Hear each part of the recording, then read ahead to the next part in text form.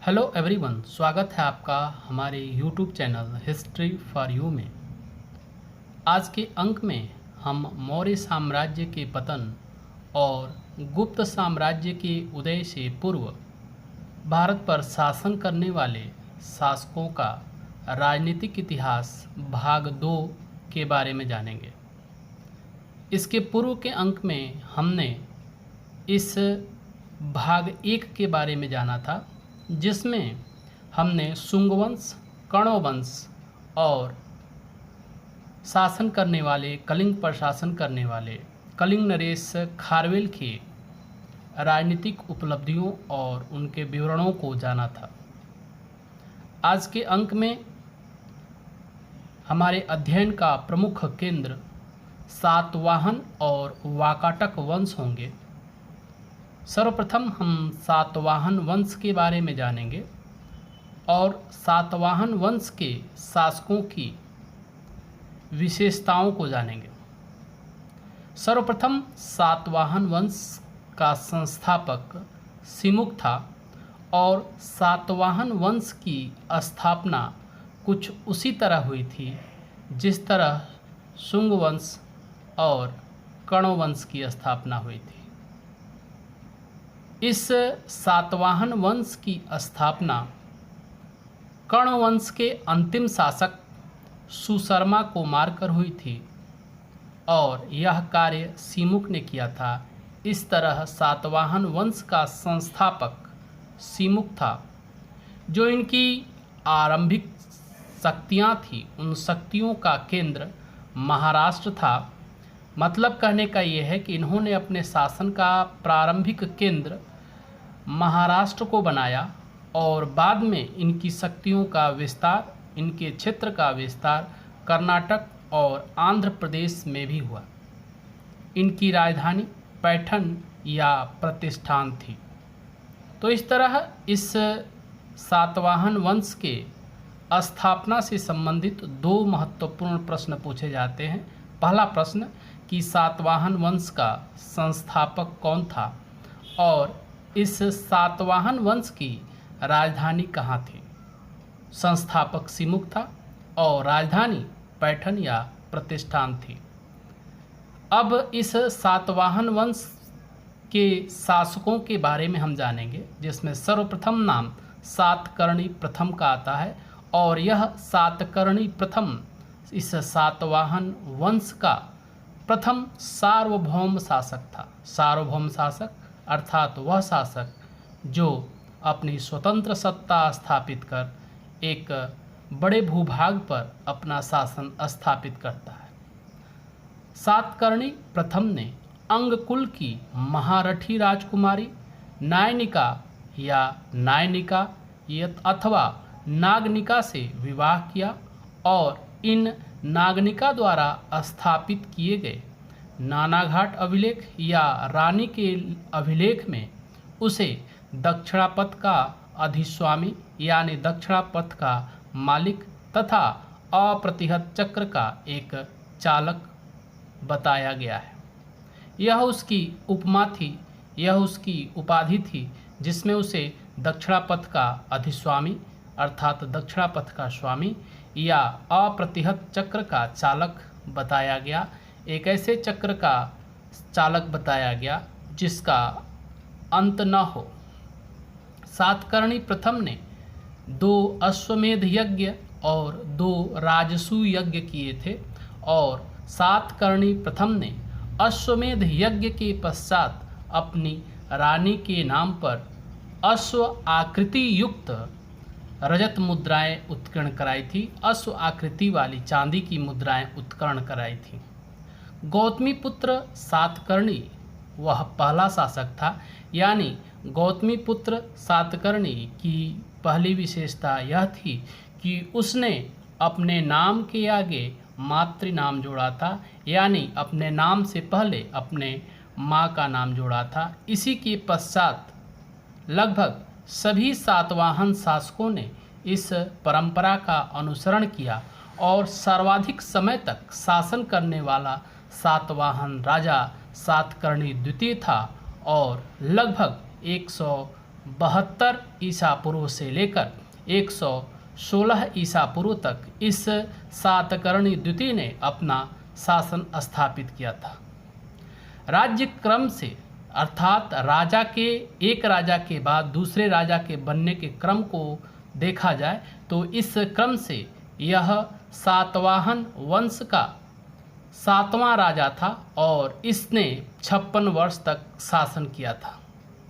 गौतमीपुत्र सातकर्णी 106 से 123 ईस्वी, यह जो समय है उस समय को पुराणों में बताया गया है और इस पुराणों के अनुसार 23वां सातवाहन शासक गौतमीपुत्र सातकर्णी था। अब हम इसके बाद गौतमीपुत्र सातकर्णी के बारे में जानेंगे, गौतमीपुत्र सातकर्णी की विशेषताओं को जानेंगे। तो गौतमीपुत्र सातकर्णी का जो समय था वह 106 ईस्वी से 130 ईस्वी के बीच का था और इनके पिता शिवस्वाती और माता गौतमी बलश्री थी। यह सातवाहन वंश का सर्वाधिक प्रसिद्ध महानतम शासक था।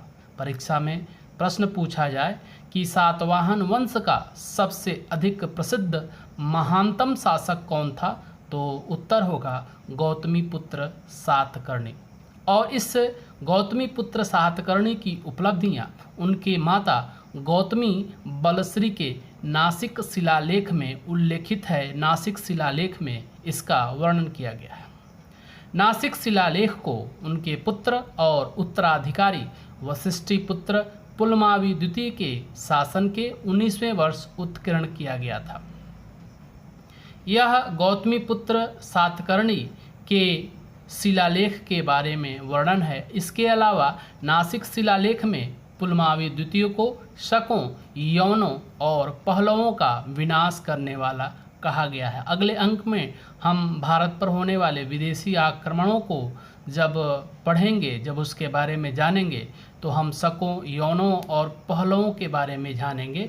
गौतमीपुत्र सातकर्णी ने शक शासक नहपान और उसके दामाद उषावदत्त का उन्मूलन किया था और शकों से उत्तरी महाराष्ट्र, कोंकण, विदर्भ, सौराष्ट्र और मालवा प्रदेशों को जीता था। इसने नहपान के चांदी के सिक्कों को पुनरंकित करवाया था और वशिष्ठीपुत्र पुलमावी ने शक शासक रुद्रदामन की पुत्री से विवाह किया था। इसके बाद आने वाले शासक हैं यज्ञश्री सातकर्णी, जिनका समय 165 ईस्वी से 195 ईस्वी के बीच का है, और यज्ञश्री सातकर्णी जिसका समय 165 से 195 ईस्वी है, यह सातवाहन कुल का, सातवाहन वंश का अंतिम महान शासक था और इसके शिलालेख आंध्र प्रदेश, महाराष्ट्र और मध्य प्रदेश में पाए गए हैं। इनके सिक्कों में जहाज, मछली और शंख को चित्रांकित किया गया है।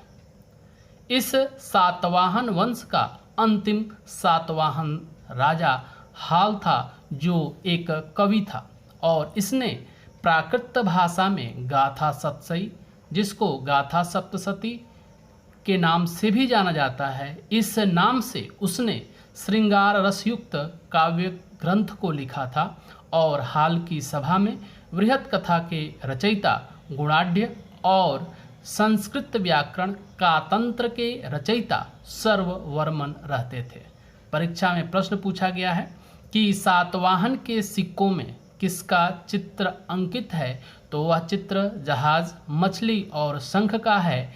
और सातवाहन शासकों में वह कौन सा शासक था जो कवि था, तो इसका उत्तर है हाल। हाल जो था वह कवि था और हाल की रचना गाथा सतसई या गाथा सप्तशती के बारे में प्रश्न पूछा गया है कि गाथा सप्तशती के रचयिता कौन थे और इस गाथा सप्तशती की भाषा क्या थी। इसके अलावा हाल की सभा में बृहत कथा के रचयिता गुणाढ्य और संस्कृत व्याकरण कातंत्र के रचयिता सर्ववर्मन निवास करते थे। इससे भी प्रश्न पूछा गया है कि संस्कृत व्याकरण कातंत्र के रचयिता कौन थे और हाल की सभा में कौन कौन विद्वान रहते थे? तो जो स्वयं शासक कवि था वह कवियों का प्रश्रयदाता भी था और उसकी सभा में गुणाढ्य और सर्ववर्मन रहते थे। सातवाहन काल में ही पश्चिमी दक्कन में कार्ले के चैत्य को बनवाया गया था और सातवाहनों की राजकीय भाषा प्राकृत थी और यह प्राकृत भाषा की लिपि ब्राह्मी थी। सातवाहन राज्य के उत्पाद भड़ौच बंदरगाह में पहुंचते थे और इससे संबंधित प्रश्न पूछा जाता है परीक्षा में कि सातवाहन राज्य में कौन सा प्रसिद्ध बंदरगाह था? तो वह प्रसिद्ध बंदरगाह भड़ौच था।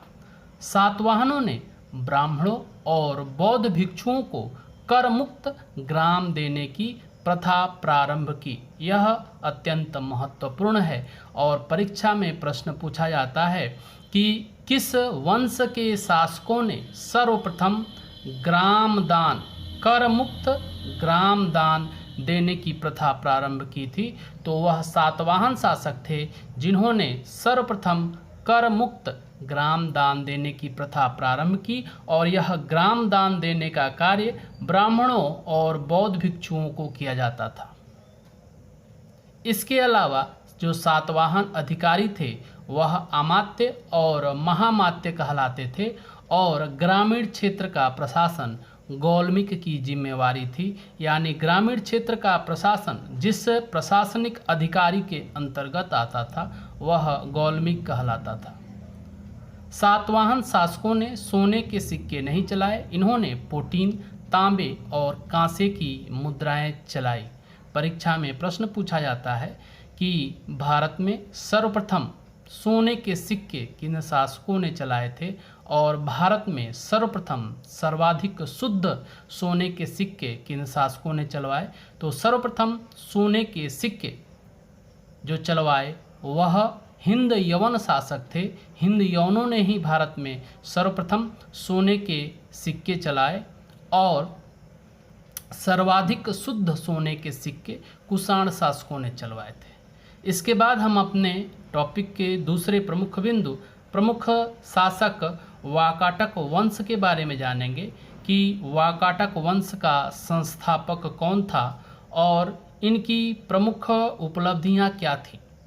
जो वाकाटक वंश था उस वाकाटक वंश का संस्थापक विंध्य शक्ति था और यह विंध्य शक्ति प्रारंभ में भार शिव नागों का सामंत था और इसकी राजधानी बरार स्थित पुरी थी।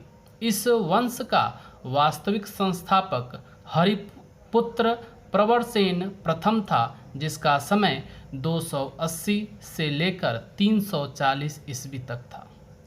इस प्रवरसेन प्रथम ने अपने विजयों के उपलक्ष्य में अपने युद्ध में प्राप्त विजयों के परिप्रेक्ष्य में 7 प्रकार के यज्ञ किए और इसमें 4 अश्वमेध और 1 वाजपेय यज्ञ था।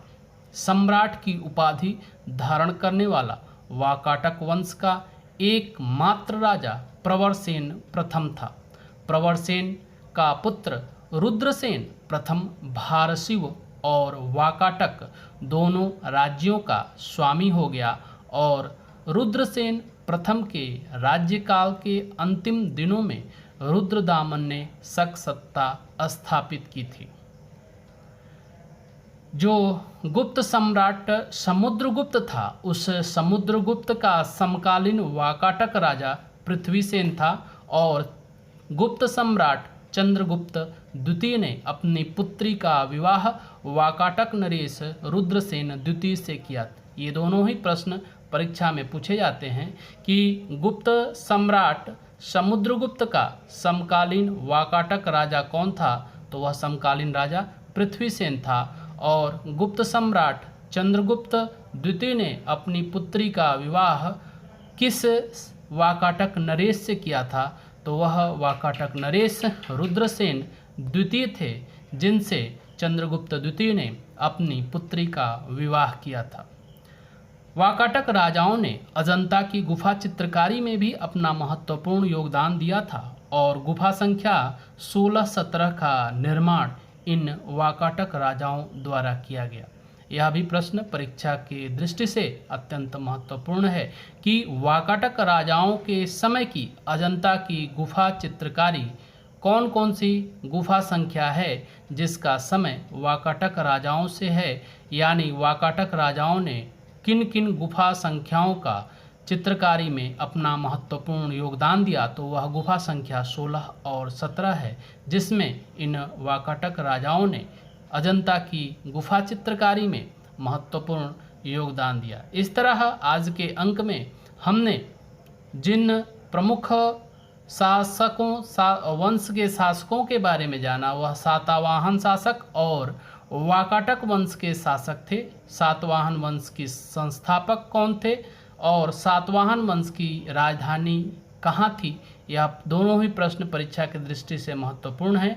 और सातवाहन वंश का प्रथम सार्वभौम शासक कौन था तथा नानाघाट अभिलेख किस शासक से संबंधित है या नानाघाट अभिलेख किसने लिखवाया है।